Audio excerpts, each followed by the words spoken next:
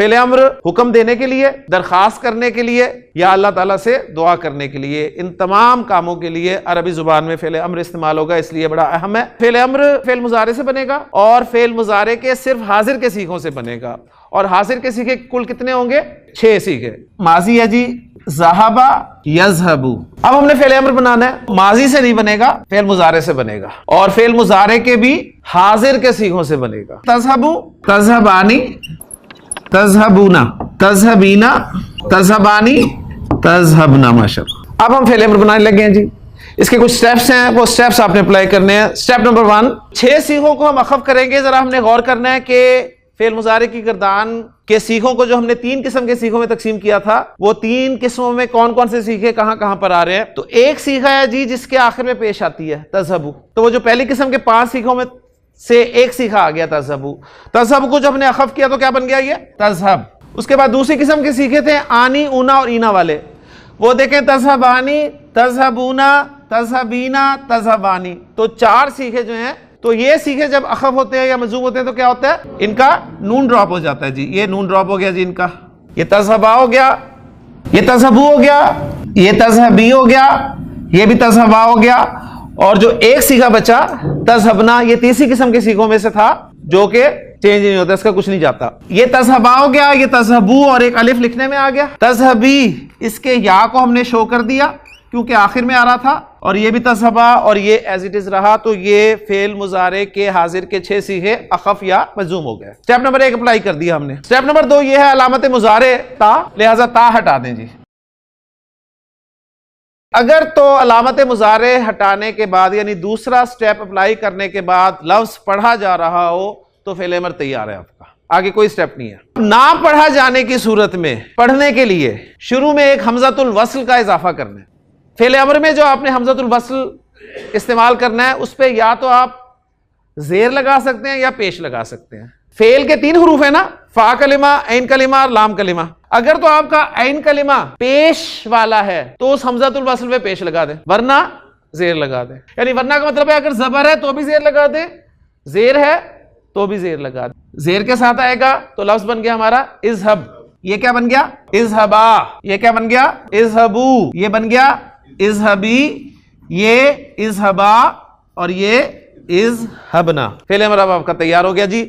तो ज़हबा के माना थे वो गया, यज़हबू वो जाता है या वो जाएगा। इज़हब तू जा, इज़हबा तुम दोनों जाओ, इज़हबू तुम सब जाओ। मुअन्नस को मैं कहूंगा इज़हबी तू जा, इज़हबा तुम दोनों मुअन्नस जाओ और इज़हबना तुम सब मुअन्नस जाओ। तो ये था जी आपका फेल अम्र। यहीं से एक रिजल्ट हम ये निकालेंगे, वो अफ़आल जिनका मुज़ारे ऐन कलिमा की जबर के साथ आ रहा है। यफ्ताहू, ये देखें जबर के साथ आ गया। तो यफ्ताहू में 3 हरूफ के हैं मादे के, फा ता और हा। वो फा ता हा बस आप यहां पर लगा दें। इफ्ताह, पहले बार तैयार हो गया। तो इफ्ताह के क्या माना है? तू खोल दे। इफ्ताह तू खोल दे दरवाजे को। दरवाजा मफूल है, अल बा बा 2 साकिन हो गए।